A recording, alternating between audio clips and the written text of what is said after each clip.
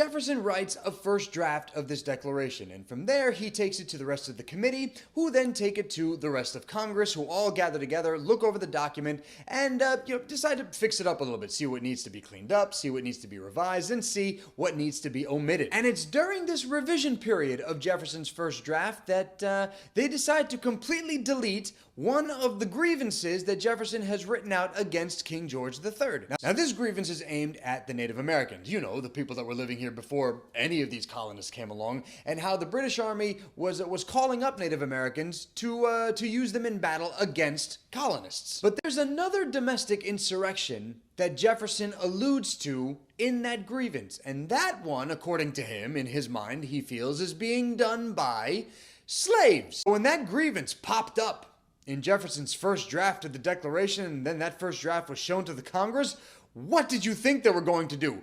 Of course they were going to delete it. What? The reliance on slaves, guys, was paramount. Their economy really would not have existed without slave labor. Because think about it, at the time, the South was exporting crops like tobacco, rice, indigo, all very popular overseas. So in order to keep up with demand, they have to keep slaves, and they have to keep them working in the fields. How else are they supposed to keep up with the demand of the market? And at the same time, how are they supposed to continue getting their money? And now Thomas Jefferson, this hypocrite, was going to come and tell them that slavery is a grievance that we're going to hold against King George III as part of our Declaration of Independence? No, son, don't with my money. But before you guys start pointing at the South and going, God damn it, the South, they just ruined everything again.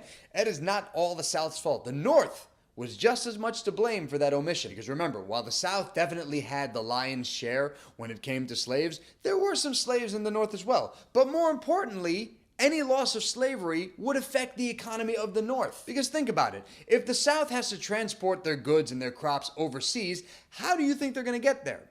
The South is not a shipbuilding economy. Their job is agriculture. That's where they make their money. You know who's making ships, though?